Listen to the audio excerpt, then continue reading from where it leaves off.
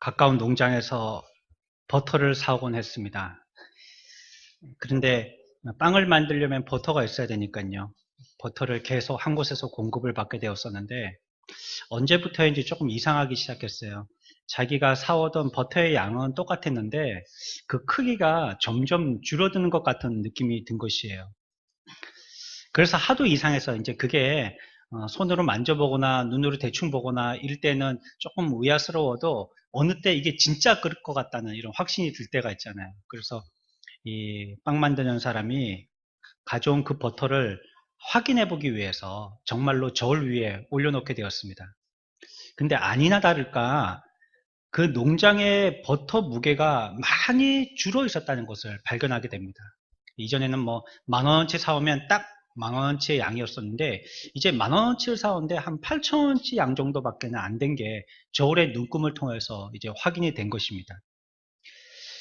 이 빵 만드는 제빵업자가요, 화가 머리 끝까지 난 겁니다. 속은 거죠, 지금까지. 그래서 이 사실을 경찰에다가 고발해 버렸습니다.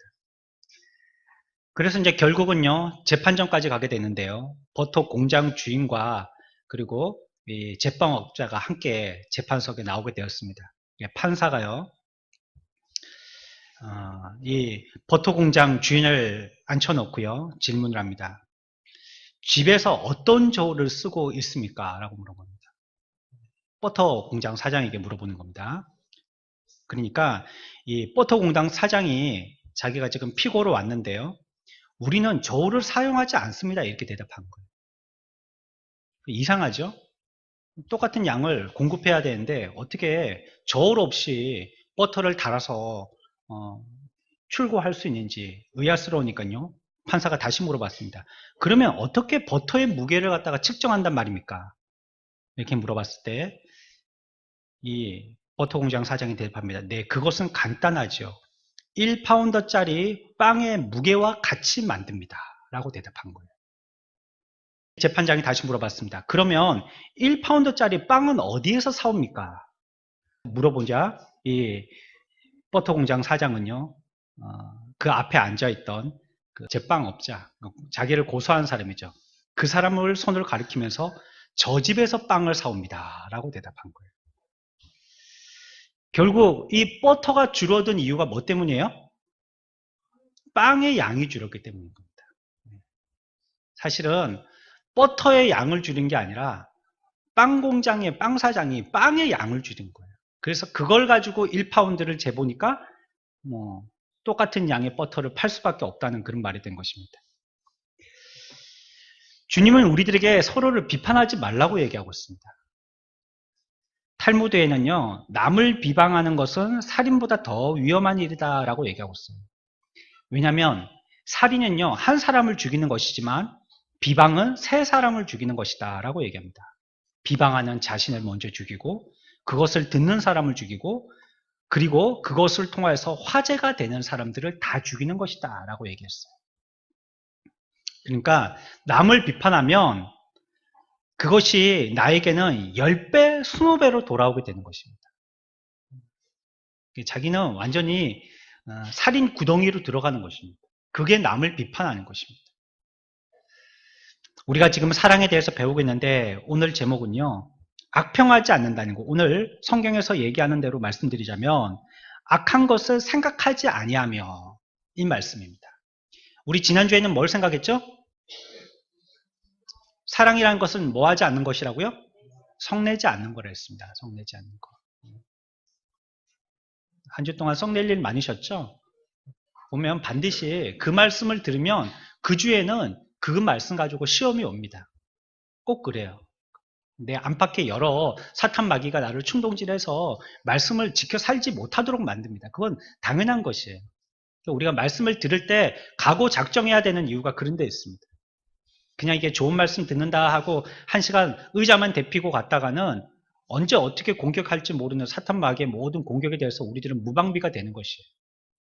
이 시간 또 말씀을 들을 때 여러분들의 확정하고 작정하는 하나님의 큰 은혜가 있기를 축원합니다. 다른 말로 해서는요, 사랑은요, 사람을 악하게 말하거나 판단하는 것과는 반대라고 얘기하는 거예요. 그러면 여러분들 뭐 쉽겠죠? 사람을 악하게 말하거나 판단하는 것과는 반대니까 사람에게 어떻게 말해야 되겠어요? 선하게 말하면 됩니다. 사람을. 선하게 말하면 됩니다. 그래서요, 여러분들 그 서로의 사이를 좋게 하는 가운데 좋은 중매장이가 되게 하려면요, 상대방에 대해서 좋은 얘기를 전해주면 돼요. 이 친구에 대한 좋은 얘기를 이 친구에게 전해주고요, 또 이 친구에 대한 좋은 얘기를 저 친구에게 전해주면 됩니다. 그러니까, 아, 당신 보고 저 사람이 너무 좋은 사람이라고 하더라고. 저 사람이 당신에 대해서 뭐 칭찬을 끊을지 모른다고. 또 이 사람은 야, 당신의 이전에 그와 같은 감사했던 그 기억을 아직도 하고 있더라고. 이게 서로에 대해서 좋은 얘기들을 하면요, 가운데에 말 전하는 사람도 참 인기 있는 사람이 됩니다. 한데 이 사람은 이 사람 당신 뭐라고 욕했다라고 전달하고, 또 이 사람은 저 사람에게 그러는 당신을 또 뭐라고 했다라고 이렇게 하면 가운데 있는 사람도 나중에는요, 원수 됩니다. 이게 사랑이 아니라는 겁니다. 사랑이라는 것은 악하게 말하지 않고 또 판단하지 않는 것, 이게 사랑이라고 성경은 얘기하는 것입니다. 여러분, 우리는 지금 성경을 공부하고 있는 것입니다. 하나님의 말씀을 듣고 있는 것이고요. 이거는 세상의 이치를 설교하고 또 세상의 이론을 여러분들과 생각하는 이런 도덕적인 시간이 아닌 겁니다. 이 시간에 그게 맞을까 틀릴까 여러분들이 의심하고 들으면 안 되셔요. 하나님의 말씀으로 그냥 아멘하고 그냥 꿀꺽 삼켜버려야 됩니다. 그래야지 내가 그것 가지고 힘을, 동력을 얻을 수 있는 것이에요. 다른 사람을 사랑스러운 마음으로 좋게 판단하는 마음, 그게 뭐라고요? 그게 사랑입니다. 좋게 판단하는 겁니다. 여러분들 의문이 들겠죠? 내 눈에 안 좋게 판단되는 사람이 있으니까요, 분명히. 내가 보기에는 저 사람은 아무래도 나쁜 사람처럼 보이는데 어떻게 그러면 좋게 판단할 것이냐? 성경이 우리들에게 말씀하고 있는 겁니다. 이 악한 사람들은요, 탐지견처럼요, 악을 찾으려고 코를 킁킁거려요. 마귀가 하는 짓입니다, 이게. 사람들의 악한 모습이 무엇인가 싶어서 꼭 탐지견들 있죠? 공항에 가면 마약 찾는 이런 개들 있잖아요. 그 두꺼운 가방의 냄새를 어떻게 맡는지 정말 희한하죠. 킁킁거려하고 그 앞에서 멈추지 않고 딱 앉아서 멍멍 짖으면 열어보면 뭐 백발백중 그 안에 마약이 들어있는 거예요. 그것처럼 사탄마귀의 심성, 우리 마음에 사랑이 없고 비판하고 악의를 가지려고 그 사람들을 대하는 사람들은요, 그 사람 가운데 악한 모습이 무엇인가 이거를 발견하기 위해서 킁킁거리고 찾습니다. 그리고 다른 이들의 상태를 나쁘게 비판하는 마음을 가져요. 그 사람은 사랑이 없다는 증거입니다. 사랑이 바닥났다는 증거예요. 이런 사람이 악평하는 대상이 몇 가지 있습니다. 한 발짝만 더 들어가 봅니다. 그러면 그 사람들이 악평하기를 그냥 다 나쁘다고 하느냐, 과연 뭘 보고 나쁘다고 하느냐, 한 발짝 들어가 보면요, 먼저 우리가 생각해 볼 수 있는 건요, 다른 사람들의 상태를 보고 악평한다는 거예요. 뭘 보고 악평한다고요? 상태, 그 사람의 상태를 보고 악평한다는 거예요. 주변 사람이 그리스도인이든지 세상 사람이든지 간에 그들이 소유한 악한 것이 무엇인지 그 허물을 드러내려고 한다는 거예요. 여러분, 허물이 전혀 없다는 게 아니에요. 우리 인간들은 다 허물을 갖고 있습니다. 정말 털어서 먼지 안 나는 사람은 없어요. 모든 인간들은 전부 다 허물을 갖고 있죠. 우리들도 봐요. 다 옷을 입고 있기 때문에 우리의 수치를 가리고 있는 거죠. 뭐 우리에게 뭐 무장 해제하면 뭐 짧고 뿔뚝하고 뭐 그렇지 않습니까? 뭐 흘러내려와 있고 막 그렇지 않습니까? 그 묶고 짬매놓고 붙여놓고 이러니까 뭐 어느 정도 볼만한 거죠, 우리들은. 우리의 허물도 죄도 다 마찬가지라는 거예요. 감춰놓고 어험하고 뭐 우리가 뭐 이렇게 막 거룩해 보이고 그러니까 우리가 서로를 볼 때 저분은 막 정말 집사님이야 막 이렇게 보이죠. 뭐 목사인 저조차도요, 우리에게는 허물이, 내 속에는 허물이 뭐 냄새나는 조금만 뚜껑만 열면 그 꼬리꼬리한 죄악의 냄새를 갖다가 얼마든지 풀기만 하는 요소가 있는 것입니다. 하지만 그럼에도 불구하고 그것을 굳이 찾으려고 킁킁거리면 안 된다는 거예요. 그 사람의 상태를 딱 스캔해서 저 사람은 저게 약점이구나, 이거를 갖다가 굳이 찾으려고 애쓸 필요는 없다는 겁니다. 그건 사랑 없는 태도입니다. 어떤 사람은 조그만 경건만 있으면요, 그걸 보고 칭찬하는 사람이 있어요. 참 좋은 속성의 사람이죠. 저도 그런 데 대해서 많이 익숙하지 못한데, 어떤 분은 막 저를 보고 막 끼악 하고 막 돌고래 그 소리를 내시면서 막 저를 보고 막 환영을 하시고 막 반갑다고 하시는 분이 있는데, 조금 톤을 낮춰주세요. 저는 그 앞에서 어떻게 해야 될지 모르겠어요. 막 그렇게 하시면 이건 뭐 나도 깨악 해야 될지, 그다음 뭐 손을 잡고 막 같이 춤을 춰야 될지 어떻게 될지 잘 모르겠어요. 근데 그런 분이 계세요. 서로의 장점만을 발견하고 그 장점만을 크게 부각시키는 분이 있어요. 하지만 어떤 사람은요, 그 사람이 갖고 있는 똑같은 경건인데요, 그 경건을 보고요, 최소한의 은혜도 없는 사람이라고 정반대의 호평을 하는 사람도 있더라고요. 같은 사안을 보고서도 어떤 사람은 우와 하고 막 박수하고 칭찬하고 그런데, 어떤 사람은 그걸 보고 저것도 은혜라고 저것도 경건이라고 혹평을 하는 사람이 있더라고요. 너무 극찬하는 것도 균형을 잃은 겁니다. 너무 극찬하는 것도. 소쿠리 비행기 태우는 거죠. 그 사람을 가짜로 만들기 쉽습니다. 또 어떤 경우에는 너무 반대에 얘기하는 것, 이것도 잘못된 겁니다. 늘 우리가 생각하지만 신앙은 균형입니다. 균형을 잃게 되어지면 그 신앙은 무너지는 거예요. 육신의 생활과 영의 생활이 균형을 이루어야 되죠. 여러분들이 당장 어디 아파서 병원에 누워 계셔 보십시오. 오늘처럼 예배 나오지 못하죠. 영적인 것도 마찬가지입니다. 영적인 부분에서도 균형을 맞춰야 돼요. 굉장히 좋을 때는 펄펄 끓다가 나쁠 때는 완전히 저 지옥 끝까지 때려박다가, 이렇게 되면 안 돼요. 균형을 이루어요. 그 사람의 영적인 안정을 이루어가야 되는 겁니다. 다른 사람들을 보는 시각도 마찬가지입니다. 너무 나쁘게 봐서 후벼 파고 어떤 거 너무 좋게 봐서 분별을 잃고 이래서도 안 된다. 성경적인 균형을 잃은 것입니다. 각 사람의 상태는요, 오늘 우리가 오후에 소율이 문답 공부할 때도 그때 다시 한번 생각해 보겠지만, 판단은 누가 하세요? 하나님이 하십니다. 우리에게는 판단의 권한이 없는 것입니다. 판단을 하는 사람은 어떤 사람이냐? 그 사람은요, 하나님을 배제한 사람입니다. 하나님을 바로 알고 있는 사람이라면 우리 스스로를 가지고 그 사람을 정평할 수 없습니다. 모르는 거예요. 악한 상태에 있다는 증거가 없지만요, 성급히 정죄하는 사람들이 있어요. 어떤 사람들이었냐면요, 성경의 구약에 나오는 욥의 친구들 같은 사람이었습니다. 이 친구들은 어땠습니까? 하나님이 특별한 시련을 욥에게 주셨어요. 우리가 보기에도 참 이해가 어려운 그러한 시련들이었습니다. 욥을 하나님께서 그렇게 섭리하는 걸 보니까 친구들이 뭐라고 얘기하냐면, 쟤는 위선자야 라고 얘기한 겁니다. 지금까지 굉장히 거룩하게 보였지만 지금 상태를 보니까, 지금 상태는 어떤 상태예요? 도망갔죠. 이제 도망가려고 보따리 싸고 있죠. 자녀들 다 죽었죠. 재산 한꺼번에 망했죠. 우리도 이르기 쉽다는 겁니다. 사람을 판단할 때. 우리 집에 네가 시집 들어와서 우리 집이 이렇게 됐다. 네가 들어왔을 때부터 가세가 기울기 시작했더니 네가 우리 아들 잡아먹었다. 상태를 보면 그럴 수밖에 없는 겁니다.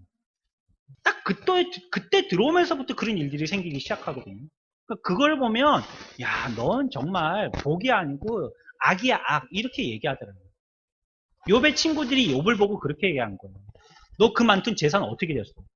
어떻게 하루아침에 그렇게 쌍글이 다 없어질 수가 있니? 네 자식 10명이나 된 자식들 어떻게 했어? 어떻게 한날 한시에 그렇게 다 죽을 수가 있어? 너는 저주받은 게 확실해. 이거 누구라도 생각할 수 있는 거 아니에요? 우리가 예수 믿는 사람이라도 그게 오히려 더 보편적이죠. 그렇게 생각하는 게. 하지만 성경은 그렇게 판단하지 말라는 거예요. 그런 어떤 이치를 가지고 진리를 해석하려고 하지 말라는 거예요. 일리는 있지만요, 그 가운데 진리는 없어요. 그렇게 보지 말라는 겁니다. 하나님의 사람들도 반드시 넘어짐의 약점들이 있습니다. 우리는 어떻게 해야 됩니까? 그런 사람들이 넘어짐에, 우리의 사이가 너무 친하기 때문에 넘어지면 밟아주는 사이고 벼락에서 밀어주는 사이고 이런 사이일지 모르지만, 그러면 안 된다는 거죠. 그런들의 약점을 보면 그들을 감싸주고 보듬어줘야 된다는 겁니다. 누구처럼요? 누가 그랬죠? 누가 덮어주고 누가 감싸줬죠? 구약에 보면 술 먹고 쓰러져 있는 아버지의 수치를 가려줬던 누굽니까? 함이죠. 그 아버지의 수치스러움을 보지 않으려고 뒷걸음질해서 윗옷을 갖다가 덮어줬어요. 야벳은 어떻게 했어요? 동네방네 광고하고 다녔지 않습니까? 우리 아버지가 술 드시고 알몸으로 누워가지고 저렇게 주사 부리고 있다고. 온 동네에다가 막 꿰고 다녔던 겁니다. 이거는 사랑이 없는 모습. 거꾸로 했죠, 거꾸로. 예, 함이 그랬죠. 그냥 거꾸로 얘기했습니다. 예, 그렇습니다. 함이 동네방네 소문내고 다니고 큰 애하고 막내가 그렇죠? 거꾸로 얘기했습니다. 그러니까 성경은 우리들에게 그렇게 얘기하고 있는 것입니다. 그건 사랑이 없다라고 얘기하고 있는 거예요. 우리에게 있는 부족과 허물이 다 있지만 그것을 덮어주는 자가 돼야지 그걸 들추어서 소문내는 자가 되어서는 그 사람은 그 사람이 뭐라 했든지 어떤지 간에 그 사람의 중심은 사랑이 있다 없다? 없다는 겁니다. 성경적인 사랑은 없다는 거예요. 물론 그 사람이 나한테 얼마나 선물 공세를 많이 했는지 모르지만 성경이 판단할 때는 그 사람의 저울에는요 사랑이 1g도 없다는 것입니다. 자기가 한 실수는 더 크지만요 남의 실수를 갖다가 악평하는 거예요. 그러면서 자신은 그들을 판단할 만한 굉장한 수준의 그리스도인이라고 자만하는 것입니다. 여러분들이 판단하면서부터 여러분들은 하나님의 자리에 앉는 것입니다. 내가 그 사람을 다 알기 때문에 충분히 나는 이 사람을 판단해낼 수 있다라고 생각하는 거예요. 그래서 판단하는 것입니다. 그렇다면 스스로는 어떻게 판단하십니까? 그런 사람의 대부분은 자신에 대해서 정평하지 못합니다. 굉장히 왜곡된 시각을 갖고 있습니다. 자기의 악한 모습을 선하다고 얘기하고요. 자기에게 그 정도는 너무 그렇게까지 생각할 필요 없는데 너무 초라하다라고 극단적으로 생각하기까지 해요. 자기와 의견이 다르면 신앙에 대해서 전혀 힘을 못 쓰는 지진아라고 판단해버려요. 그래서 그의 잘못을 부풀려서요. 전체의 모습이다라고 개조를 해버립니다. 그 사람을. 그의 실점이, 그의 약점이 전체라라고 이렇게 얘기해버리는 거예요. 그리고 동네다가 알리고 다니는 것이요. 여러분들 다른 사람들의 잘못을 보았을 때 여러분들 기도해 주십시오. 여러분들에게 보게 하였을 때는요. 보게 하신 특별한 하나님의 이유와 뜻이 있습니다. 그 사람 허물 캐내서 아픈 상처 자꾸 손가락 찔러서 고통 주라고 그런 모습을 보게 하신 게 아니에요. 저 사람 때문에 안 되겠다 나는. 교회를 옮기든지 저 사람 때문에 안 되겠다. 그러려고 그런 아픔을 보게 하신 게 아니라는 거예요. 봤으면 여러분들은 그를 위해서 기도할 책임이 있는 겁니다. 내가 그 사람을 기도해 줘야 될 책임이 있는 사람이에요. 그리고 내게는 그런 면이 없는지 스스로 회개해야 합니다. 어떤 사람이든지요. 하나님께서 우연히 보게 하시고 만나게 하시는 경우는 없어요. 우연은 세상 사람들이 얘기하는 거고요. 하나님은 다 섭리하셔서 보게 하고 만나게 하시는 겁니다. 그 잘못을 통하여서 내가 잘못하지 않도록 하게 하시는 거예요. 그 사람이 나에게 깜빡이를 넣어주는 겁니다. 지금. 그 행동에 대해서 우리들도 어느 방향으로 어떻게 움직여야 될지 깜빡이를 켜주는 거예요. 우리에게 시그널을 보내는 겁니다. 지금.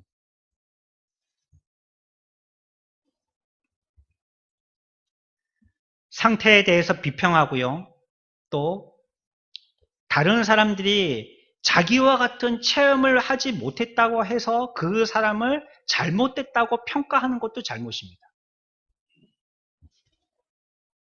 어느 기도원에 갔더니 막 그 기도원에는 전부 다 무슨 은사를 받아야 된다고 해서 집회 때 모두 다 은사 받을 때까지 막 12시고 1시고 계속 하는 거예요. 집회를. 그러니까 그래야지 구원받은 증표라는 거죠. 은사는요. 하나님의 선물이에요. 이 한글적인 의미만 해석해봐도 이게 금방 알 수 있는 이게 수준인데요. 선물이라는 거는 주는 사람의 마음에 달려있는 거 아니에요. 내가 펜을 주든지 지우개를 주든지 주는 사람의 마음이잖아요. 그것 다 받지 않으면 우리들은 구원받은 사람이 아니라는 거예요. 그러니까 내가 어떤 특별한 은사를 갖고 있거나 내가 특별한 하나님으로부터 받은 것이 있어서 모든 사람도 동일하게 다 같이 받고 있어야지만 같은 수준의 사람이라고 평가하는 것도 잘못된 판단이라는 것입니다. 이게 없는 사람은 막 비판하고 있는 사람들은 막 대단하다고 생각하고 이런 것도 바른 사랑이 아니라고 성경은 얘기하고 있습니다. 두 번째 우리가 생각할 것이 있습니다. 첫 번째는 사람들이 뭘 가지고 평가한다고요? 상태 가지고 그것도 악평한다는 겁니다. 악평. 그러면 안 돼요. 두 번째 우리는요. 이런 사람들은 사랑이 없는 사람들은요. 그들의 자질을 보고 또 악평합니다. 그들이 어떤 사람인지 그 사람들의 어떤 질적인 것을 보고 악평하다라는 거예요. 이런 사람은 그들의 좋은 것은 얘기하지 않습니다. 한마디도 얘기하지 않죠. 하지만 갖추지 못한 어떤 자질이 있다면요. 그 약점을 발견하고요. 그걸 갖다가 침소봉대합니다. 굉장히 크게 얘기하죠. 그리고 비난합니다. 다른 사람이 보았을 땐 좀 이상해요. 그걸 그렇게까지 악평할 게 아니에요. 우리도 똑같은 실수를 하니까. 그건 한 번의 실수라고 넘어갈 수 있는 건데 그걸 실수를 보지 않는 겁니다. 굳이 그렇게 봐야 된다는 거예요. 어떤 사람은요. 타인을 대상으로 하찮게 평가하는 것을 재밌어 하기까지 하는 거예요. 뒷담화라고 그러죠. 호박씨 까는 거. 특히 사무실 같은 데서 커피 자판기 앞에서 그렇죠.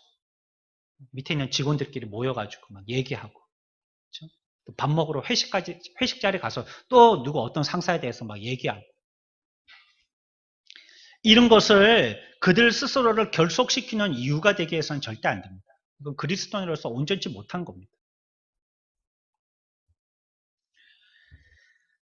한 교회에 많은 성도들이 출석했어요. 굉장히 많은 성도들이 출석했습니다. 그런데 요즘에 그 교회는요. 오로지 모르고 전도되어 온 사람들은 교회 출입을 막고 있는 이상한 모습을 보여요. 그러면 어떤 사람이 교회에 오느냐? 지인을 통해서 전도된 사람만 등록시키는 거예요. 우리 교인 중에 아무도 그 사람을 모르는데 그 사람이 제 발로 찾아와서 등록을 했다. 그러면 그 사람을 새 가족을 안 받아주는 거예요. 어떤 교회 얘기입니다. 우리 교회 얘기가 아니고. 그래서 이상해서 물어봤습니다. 왜 그렇게 하십니까? 했더니 이단들 때문에 그렇게 한다는 거예요. 이단들 때문에. 누군지 알고 그 사람들이 부흥되게 해주십시오 해갖고 기도했더니 한날은 막 한 열댓 명이 한꺼번에 와갖고 와 할렐루야 했는데 이 사람들이 그 당이 들어가는 거예요. 그러니까 나중에는 교회를 삼키고 목사까지 쫓아내갖고 교회를 이단교회로 만들어버린 거예요. 이걸 한번 디고 나니까 그 이후부터 목사님이 와서는요 아무나 전도돼서 오는 걸 기쁘게 반갑게 보지를 않더라는 거예요.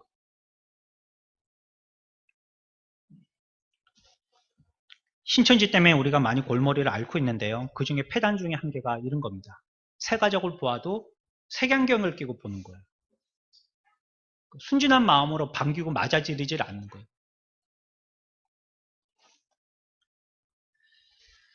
신천지 공부는요. 단어를 연속시켜요. 참 웃기죠. 성경의 전체적인 맥락과 앞뒤 구절과 또 그 시대적인 배경과 또 원어적인 의미와 그래서 신학 공부를 하는 거예요. 목사들이. 성경을 내가 해석하고 싶은 대로 해석하면 안 되니까. 그래서 공부를 하는 거죠. 자질을 갖추는 거죠. 근데 신천지에서는 그렇게 가르치지 않습니다. 똑같은 단어만 있으면 단어끼리 연속을 시킵니다. 누구든지 할 수 있겠죠. 여러분들이 인터넷에 금방 띄울 수 있는 성경 읽기 홈페이지에 들어가고요. 단어 검색하면 단어가 수천 가지가 한꺼번에 쭉 연결돼서 나오지 않습니까? 그 단어만 뽑아내는 겁니다. 그래서 A라는 단어와 동일한 B라는 단어를 찾아내고 A와 B는 똑같죠? 이렇게 묻습니다. 그리고는 자기가 설명하죠. 이건 내 말이 아니라 성경에서 얘기하는 거라고. A와 B는 같다라고 얘기한다고 지금. 그러니까 A하고 B는 같은 거라고 이렇게 설명을 하는 겁니다. 그건 당장 듣는 사람은 모르죠. 그리고 어떤 사람들은 그걸 쏙 시원해합니다. 지금까지는 어렴풋하게 성경이 우리들에게 설명하지 않은 걸 우리가 구태여 해석하려고 하는 건요. 우리는 잘못하고 있는 거예요. 성경이 그 정도까지 해석했으면요. 우리는 그 정도 이상은 생각하지 말아야 됩니다. 근데 우리가 자꾸 궁금증을 가지고 그러면 그거 뭐야? 천국 어디 있는데? 주소가 어떻게 되는데? 이러기 시작하니까 그게 죄송합니다. 삼천포 좋은 동네인데 저기 잘못된 동네로 빠지는 겁니다. 이상한 동네로 빠지는 겁니다. 예? 희귀망장한 데로 들어가게 되는 거예요. 예를 들어볼까요? 어떤 데는 이렇게 설명해 놓고 있대요. 공중 화장실. 공중 화장실의 뜻은 뭡니까? 많은 사람들이 사용하는 변소라는 뜻이죠. 뭐. 그렇죠? 그런데 신천지에서는 예를 들면 이렇게 해석합니다. 공중은 하늘나라. 그 다음에 화장은 예쁘게 꾸미는 것. 실은 장소. 그래서 공중 화장실은 하늘에 우리를 예쁘게 꾸미는 곳이 있다. 그게 공중 화장실이다. 이렇게 예를 들면 그렇게 설명한다는 겁니다. 그 단어 하나하나를 뽑아갖고 딱 붙여보니까 그 말이 맞네. 이렇게 홀딱 이거 진리가 아닙니다. 여러분들 공중 화장실이 그런 뜻이 아닙니다. 예? 또 뭐 목사가 공중 화장실을 갖다 그렇게 설명했다고 여러분들이 막 가서 전도할 때 그런 말 쓰면 안 됩니다. 예를 들면 그렇다는 거예요. 그 신천지에서는 그렇게 설명한다는 것입니다. 그들은요, 오히려 14만 4천이라는 숫자에 굉장히 매혹적이어서 이 숫자 채우려고 죽으나 사나 포교합니다. 그들의 목적은요, 사랑을 베푼다든지 이런 게 아니에요. 무조건 포교예요. 14만 4천이라는 숫자 채우려고 하는 겁니다. 그러기 위해서 수단과 방법을 안 쓰는 거예요. 제가 콩팥이 안 좋아졌어요. 콩팥 이식 수술을 해야 돼요. 근데 아무도 콩팥을 주려고 하는 공여자가 우리 교인 가운데 없는 거예요. 근데 한날 어떤 새 가족이 들어와서 나의 사정을 알더니 제가 콩팥을 드리겠습니다. 이러니 이 사람한테 어떻게 안 넘어가겠어요. 근데 그 이유가 뭡니까? 이 사람 신천지 데리고 가려고 그러는 겁니다. 사랑해서가 아니에요. 그래서 한번 그 사람이 신천지의 사람이 되면 그 사람을 사랑으로 계속 돌본다든지 위해서 기도해 준다든지 그런 건 없습니다. 그 이후부터는요. 숫자가 채워졌으니까 일단 한 마리 잡아왔으니까 또 다른 한 마리 잡으러 가야 되는 거예요. 그래서 신천지가 교회에 들어오게 되어지면 교회를 갖다가 어떤 행태로 만들어 놓냐면 그 교회 가운데 목회자나 교회에 부정적인 것을 부각시켜서 이것 가지고 교회를 해집어 놓습니다. 신천지에서 교육하는 건요, 초지일간 목회자들을 흠집내는 거예요. 그래서 신천지 무리들은요, 정통교회 목사들을 발가락 사이에 때만큼도 안 여깁니다. 교회를 병들게 한 요인이 그들 때문이라고 얘기하고 있습니다. 그래서 특히 그런 데 있다가 정통교회에 온 사람들이 신앙생활을 잘 하지 못하는 이유가 그것 때문입니다.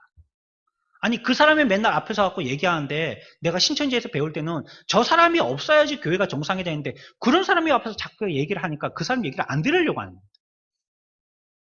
여러분들도요.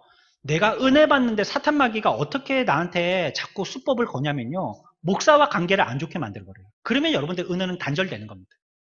끝나버려요. 내가 아무리 큐티책을 100권 갖다 놨고 하루에 100권씩 해도요. 은혜 안 됩니다. 하나님이 우리들에게 은혜 주시는 하나님의 질서가 있어요. 근데 그 질서를 갖다가 수도꼭지 잠그듯이 딱 잠궈버리면요. 나한테는 한 방울도 수원지에 물이 몇십만 톤이 있더라도요. 우리 집에는 한 방울도 안 떨어지는 거예요. 비판은 그렇게 무섭습니다. 우리의 신앙을 송두리째 못하게 만들고요. 교회에 자기가 바르게 하는 것처럼 해서 교회를 문제 일으키게 만듭니다. 그 사람들이 쓰는 수법입니다. 이게. 비판하고 잘못을 헤집는 겁니다. 주변에 여러분들이 혹시 내 주변에 목회자를 비방하거나 교회에 흠집을 내는 안 좋은 소리를 자꾸 하면서 내가 알고 있는 뭐 선교사님이 계시고 내가 알고 있는 목사님이 계시고 내가 알고 있는 전도사님이 계신데 교회에다가는 구태여 뭐 그걸 갖다가 얘기할 필요 없이 우리끼리 그냥 뭐 그거 잘못하는 거 아니잖아. 성경 공부하는 거 우리끼리 그냥 공부 좀 하자. 이런 말을 한다면 바로 저한테 전화하셔야 됩니다. 누구든지 그 사람이 10년이든지 20년이든지 우리와 함께 했던 사람이라 할지라도 그런 말을 했다. 그러면 이거는 한 라인으로 바로 저한테 전화하셔야 돼요. 뭐 목장한테 전화할 거 없이 저한테 바로 전화하셔야 됩니다. 그러면 저는 그 사람을 대면해 해가지고 제가 다시 한번 신앙을 검증할 겁니다. 대단히 그들은 성결해 보이지만요. 악평하는 그 사람이 사실은 더 큰 악을 자행하고 있는 거예요. 비판하고 있다는 것 자체가 그 사람의 어떤 악한 것을 얘기해서 자기는 거룩하게 보여서 나는 그 사람하고 멉니다를 얘기하는 것 같지만 사실은 자기도 나는 더한 사람입니다를 지금 고백하고 있는 겁니다. 여러분들 선입견을 가지면 안 됩니다. 사람에 대해서. 절대 여러분들 다른 사람에 대해서 선입견을 가지지 마세요. 선입견을 가지는 순간 여러분들의 미래는 없습니다. 그 사람과의 교제에서. 과거에 있던 그 사람을 통해서 들었던 과거적인 지식으로만 그 사람을 대할 수밖에 없지 앞으로의 미래에 밝은 교제는 없어요. 딱 멈춰져요. 선입견은요. 그래서 저는 이렇게 표현하고 싶어요. 이집트 미라시 교제다. 죽은 교제예요. 아직까지 그 실물은 살아 보이지만 죽은 거예요. 그거는. 그거는 붕대 풀고 나와서 걸어다닐 수 없어요. 죽은 거예요. 선입견을 갖는 건요. 미라시 교제하는 겁니다. 교제해봤자 재미도 없겠죠. 그건. 자기의 논리를 정당화시키기 위해서요. 스스로는 예외라고 얘기해요. 나는 그런 잘못이 없어. 나는 저런 사람들하고는 달라. 내가 저렇게 꼬집어내는 거 보니까 내가 얼마나 거룩한지 알겠지? 자기 자랑하는 겁니다. 세 번째 우리가 그 사람들이 보는 악평의 또 한 가지 요소들을 살펴봐야 되는데 세 번째는요. 행동을 보고 악평하더라는 거예요. 행동. 첫 번째 뭘 생각했습니까? 두 번째는요. 자질. 세 번째는요. 행동을 보고 악평하더라는 거예요. 상태, 자질, 그 다음에 행동입니다. 이건요. 말의 행동도 포함하는 겁니다. 말도 포함하는 거예요. 그렇게 판단할 근거가 전혀 없음에도 불구하고 그렇게 판단을 합니다. 악하게 생각하면 우리들의 마음속에 뭐가 스물스물 올라오냐면 시기하고 의심의 마음이 올라오게 돼요. 그 사람에 대해 행동에 대해서 악평하기 시작하면 내 마음에는 보이지 않던 악한 비밀들이 한 개씩 보이기 시작합니다. 그게 없는 거예요. 허구 속에 있는 자기 머릿속에만 보이는 겁니다. 그게 한 개씩 두 개씩 보이기 시작하는 거예요. 자기 눈에만 보이는 겁니다. 이걸 뭐라고 하느냐? 귀신에 씌었다 하는 겁니다. 이게. 마귀에게 작당해서 자꾸 마귀하고 교제하면요. 마귀만 보는 걸 보는 거예요. 보통 사람은 못 보는데. 악한 것만 보게 되는 겁니다. 보는 데서는 안 그런 척하지만 사실은 그 사람은 악한 사람이야. 이렇게 보기 시작하는 거예요. 그러면 그거는 정말 해결하기 어려운 미래에 들어가는 겁니다. 누가 그걸 판단해 낼 거라는 거예요. 어떤 사람이 변론한들 그걸 갖다가 바르게 이해하겠어요. 보이는 데서는 안 그러지만 안 보이는 데서는 정말 저놈은 나쁜 놈이야. 이거 우리가 그러면 안 보이는데 어딜 따라가겠어요? 내가 있으면서부터는 안 보이는 데가 아닌데. 그럼 누가 밝혀내겠다는 거예요? 그거는 안 밝히고요. 그냥 저놈은 나쁜 놈이야 라고 얘기하고 싶은 겁니다. 그냥.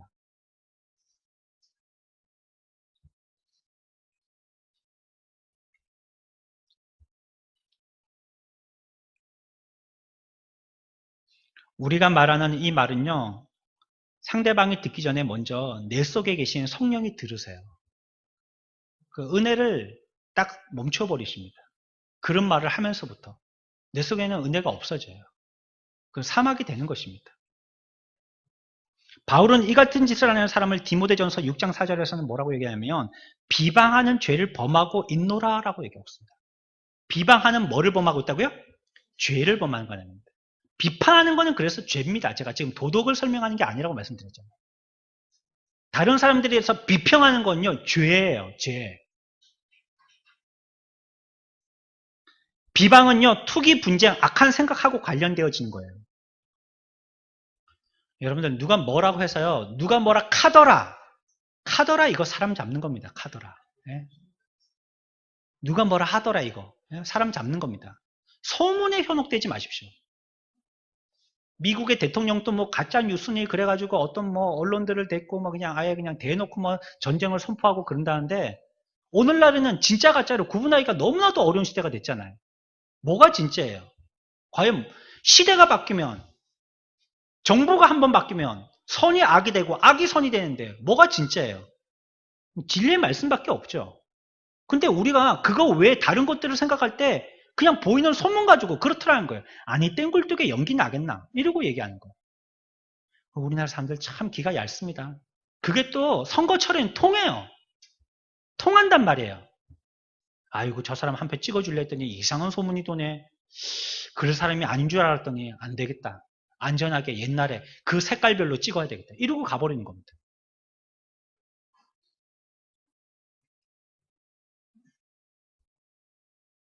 그 사람은 지금 세상을 따라가고 있는 거예요. 요한복음 8장 44절에서는요. 마귀를 뭐라고 별명 붙이고 있냐면요. 거짓말쟁이에요. 거짓의 아비니라라고 얘기했어요. 꽁쟁이라는 꽁쟁이. 마귀는 순 거짓말 투성이라는 거예요. 사람들을 현혹시키려고 순 거짓말, 입만 열었다면 거짓말이라는 거예요. 그런데 우리들은 그 거짓말을 하는 악하게 동료되어진 사람의 말을 듣고 판단하는 거예요. 그 말만 듣고. 그 사람이 여러분, 그렇다면 여러분들 직접 찾아가서 확인하십시오.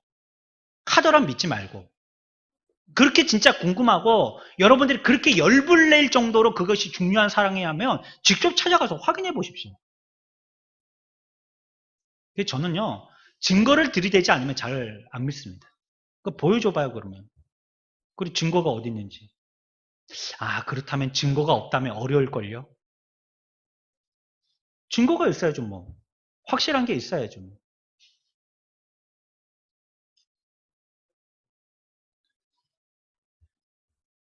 시편 15편에서는 이렇게 얘기하고 있어요. 이러한 성품과 반대되어지는 주의 성산에 설 자들이 있다는 겁니다. 거룩한 산에 설 자들이 있는데 비판하는 이런 사람들과는 달리 하나님과 함께 거룩한 곳에 이르를 자가 있는데 그럴 자를 시편 15편에서는 뭐라고 얘기하냐면 하나님의 성산에 설 자가 누구인가에 대해서 얘기할 때에 여호와여 주의 장막에 머무를 자 누구이며 주의 성산에 사는 자 누구오니까 정직하게 행하며 공의를 실천하며 그의 마음에 진실을 말하며 그의 혀로 남의 허물하지 아니하며 그의 이웃에게 악을 행하지 아니하며 그의 이웃을 비방하지 아니하며 라고 얘기하고 있습니다. 거룩한 산에 주님과 함께 설 자는요, 혀로 남을 허물하지 않는 자라는 거예요. 그리고 진실을 말하는 자라는 거예요. 그리고 다른 이웃에 대해서 비방하지 않는 자라는 겁니다. 그 자만이 주와 함께 거룩한 산에 설 수 있지, 그러지 않은 사람은 저 밑에 세상에 난정 가운데 함께 있는 자라는 거예요.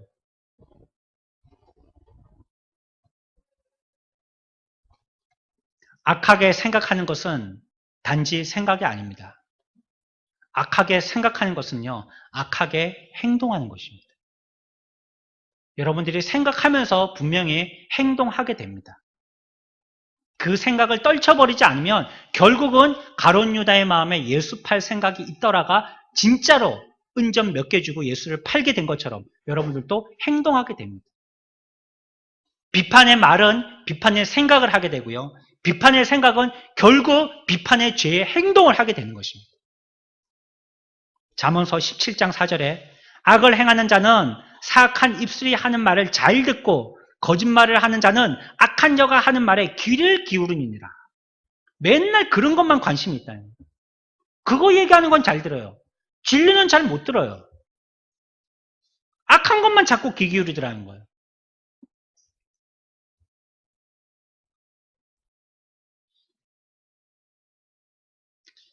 특별히 우리가 공적에 있는 사람들을 그렇게 악평하면 안 됩니다. 우리나라 사람들, 저도 우리나라 사람이지만요. 대통령 욕하기 좋아하잖아요. 대통령. 심심하면 대통령이 씹는 껌도 아니고. 예? 심심하면 대통령 욕하잖아요. 또 도지사 욕하고, 시장 욕하고. 요즘엔 하도 많이 바뀌니까 하다가 때리치고 다른 데 가고 또 새로운 사람을 오고 그러니까 누가 누군지 잘 알 수도 없어요. 얼마나 정치를 잘해서 그런지 몰라도. 근데 그런 사람들 무조건 잘못되면 그 사람들 욕하지 않았습니까? 옛날에 나라에 비가 안 와도 백성들이 임금을 원망하듯이 오늘날도 그러지 않습니까? 이런 태도는 굉장히 위험한 태도입니다.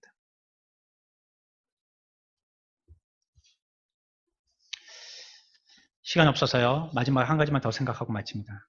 하지만요. 악하다고 판단할 일이 정당화될 때가 있다는 거예요. 예외사항입니다. 자, 다시 정리하고 그 사람들이 비판할 때 어떻게 판단해요? 뭘 보고 비판해요? 그들의 상태나 자질이나 행동을 보고 비판하는 거예요. 그 사람들이요. 그러니까 우리의 마음속에 이거 나를 갖다 이렇게 살펴보자는 겁니다. 수술하듯이 내 속에 그런 게 없는가 보자는 겁니다. 이거 지식적으로 머리에 넣어서 시험 치는 게 아니고 그냥 나를 보자는 겁니다. 다른 사람들의 상태를 올려놓고 우리가 해부하는 게 아니에요. 나를 올려놓는 겁니다. 수술대 위에 지금. 하지만 그렇게 할 수 있는 경우도 있다는 거예요. 그것은요. 재판관의 위치에서 판단할 수 있는 사람이라는 지명받은 사람은 그래요. 그 사람들은 그 일을 할 수 있습니다. 들어왔어요. 아까 말씀드린 대로 이단이 들어왔어요. 근데 저 이단을 아무도 판단하지 않는 거예요. 우리는 사랑으로 덮어줘야지. 아니 그래 들어오세요. 뭐 많이 좀 데리고 들어오세요. 뭐 괜찮아요. 판단하지 않는 거예요. 그리고 막 성경을 막 여기다가 저기다가 붙여가지고 이상하게 뭐 레고 만들듯이 성경을 갖다가 만들어갖고 설교를 하는데 그걸 아멘하고 있는 거예요. 그러면 교회가 어떻게 되겠습니까? 아니 교회 와가지고 세상이 교회의 영적인 모든 분위기를 갖다 싹 바꿔놔 버렸어요. 세상판이 돼버린 거예요. 돈 많은 사람이 소리내고 권세 있는 사람이 소리내고 뭐 여자들은 전부 다 아무 말도 못하고 전부 다 막 그렇게 돼버렸어요. 그러면 그러면 우리가 그러면 그때도 아멘하고 할렐루야하고 사랑해야지 뭐 이렇게 해서는 안 된다는 겁니다. 그러기 위해서 그런 사람들을 판단할 수 있는 그런 사람들을 재판관의 자리에 위치해 있는 사람들을 두셨다는 겁니다. 물론 이 사람은요 선악을 판단하기도 하지만요 선한 사람에 대해서 칭찬하고 포상도 해줘야 됩니다. 잘했다라고, 잘한다라고. 우리 찬양하는 학생들, 또 우리 악기 연주하는 우리 여기 저는 우리 다 팀이라고 생각합니다. 우리 목회자라고 생각합니다. 저는 우리 부교육자들이라고 생각합니다. 이 팀들을. 이 사람들이 손발을 맞춰주지 않으면 제가 설교할 때 굉장히 어려움을 느끼거든요. 오늘 또 어떻게 이걸 통했나 봐요. 사랑을 노래해 주셔가지고 오늘 설교하는데 굉장히 마음 편하게 썼습니다.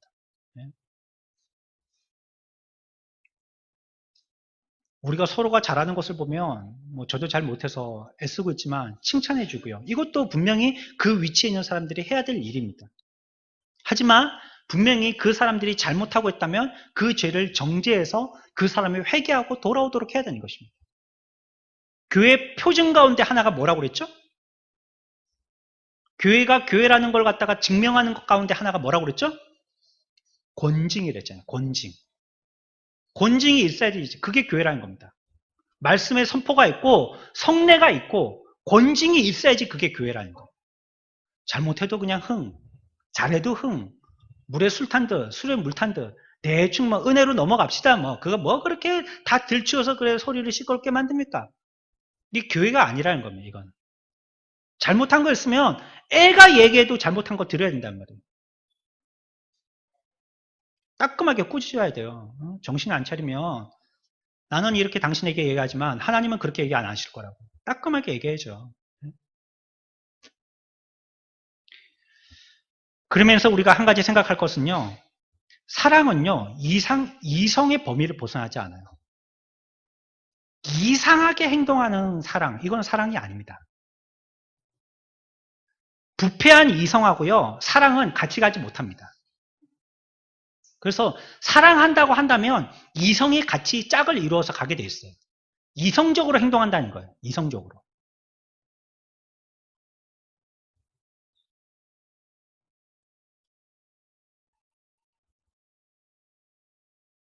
계속해서 악행을 저지르는 증거가 보이는 사람에 대해서 악하다고 판단하는 것에 대한 것은요. 잘못이 아니죠. 잘못을 계속 저지르고 있는데 그걸 갖다가 그냥 넘어갈 수 있나요? 그렇기 때문에 다른 사람의 행동을 판단하는 전부가 사랑이 없는 악한 행동이라고 말해서도 안 되는 거긴 해요. 하지만 우리가 잘 살펴보아서 그런 사람들이 어떻게 하고 있는지에 대해서 우리가 악한 의도를 가지고 본다든지 우리의 심사 자체가 그런 것을 갖다가 기뻐해서 한다든지 또 그것이 잘하는 줄 알고 한다든지 해서는 안 된다는 거예요. 잠언 18장 13절에 사연을 듣기 전에 대답하는 자는 미련하여서 욕을 당하느니라 라고 얘기했습니다. 잘 살펴보라는 얘기입니다. 그게 진짜 반복적인 악을 범하고 있는 것인지 실수인지 잘 살펴보라는 겁니다. 안 그랬다가는 말했던 네가 오히려 욕당한다 이런 뜻입니다.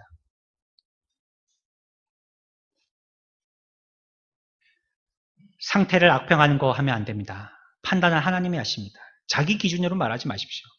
자질을 악평해서도 안 됩니다. 선입견을 가지는 것도 안 돼요. 교회와 목사를 비방해서 자기에게 은혜가 되지 않는 것도 자기에게는 불합니다. 행동을 악평해서도 안 돼요. 자신이 악한 자가 되는 것은 그런 말에 귀 기울이고 말하기를 좋아할 때 그렇게 되는 겁니다. 그러면 나도 모르게 내가 악한 자가 되는 거예요. 악한 말 하는 사람들, 비판하기 좋은 사람들, 그 사람들과 친구하면 안 됩니다. 외로워야지 자기를 좀 돌아볼 수 있어요. 자꾸 거기에 호응하여 주고 그 말에 맞장구 쳐주면 자기가 잘하는 줄 압니다. 그를 위해서 기도하고요. 잘 보살펴줘야 됩니다. 내가 하나님 앞에서 그런 자가 되지 않도록 하기 위해서 자기를 살펴 자기의 발을 조심해야 됩니다. 성경은 우리들에게 오늘 사랑이라는 것은 악한 것을 생각하지 않는 것이라고, 다른 사람들에 대해서 악평하지 아니하는 것이라고 얘기하고 있습니다. 저와 여러분들, 우리에게는 이런 함정들이 너무나도 많습니다. 우리들은 연약하기 때문입니다.